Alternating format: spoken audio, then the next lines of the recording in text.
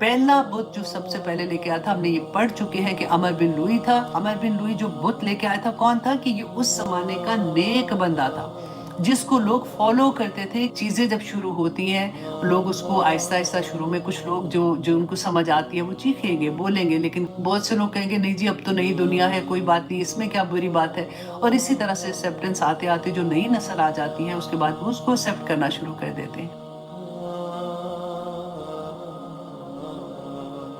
बिस्मिल्लाहिर्रहमानिर्रहीम। बिस्मिल्लाहिर्रहमानिर्रहीम। मसलुल्लज़ीना कफ़रू बिरब्बिहिम। यहाँ पे अल्लाह सुब्हानहू व तआला फरमाते हैं, मिसाल उन लोगों की जिन्होंने इनकार कर दिया अपने रब से। अब इन आयात को समझने हम क्यों देखें कुरान पढ़ रहे हैं, हम क्यों क्लास में आते हैं, क्योंकि हम ये चाहते हैं कि हमें ये समझ आए कि हमारे अल्लाह सुब्हानहू व तआला ने हमें इस दुनिया में क्यों भेजा है और हमारे अमल क्या होने चाहिए, और जो हम अमल करेंगे तो उसका अजर आखिरत में किस तरह का मिलेगा। तो आप इसी सिनेरियो को देखें कि अल्लाह सुब्हानहू व तआला इन आयात में जो हमें एग्जाम्पल दे रहे हैं वो किन की दे रहे हैं, मुशरिकीन मक्का की।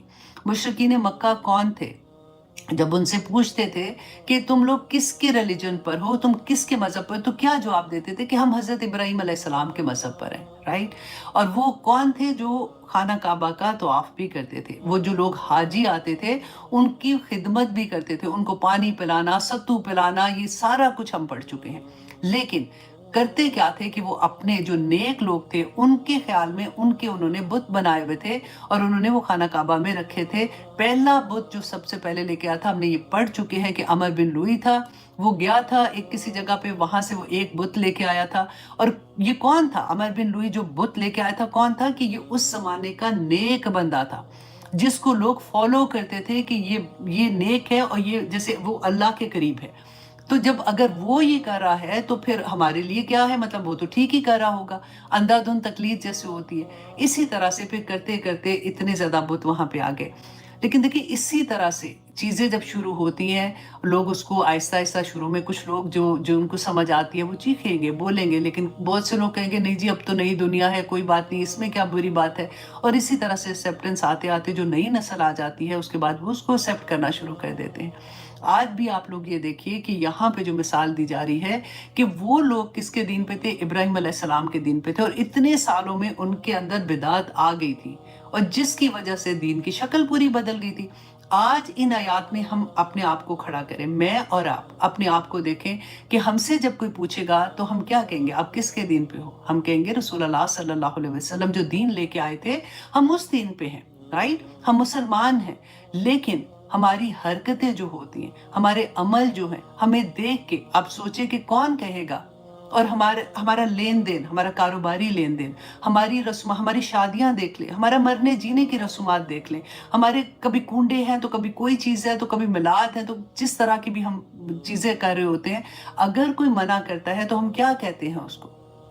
अगर कोई बताता है, दलील भी देता है अगर कोई, तो हम क्या कहेंगे उसको कि नहीं हमारी तो मतलब दादी भी करती थी, नानी भी करती थी, तुम नया मजहब लेके आई हो।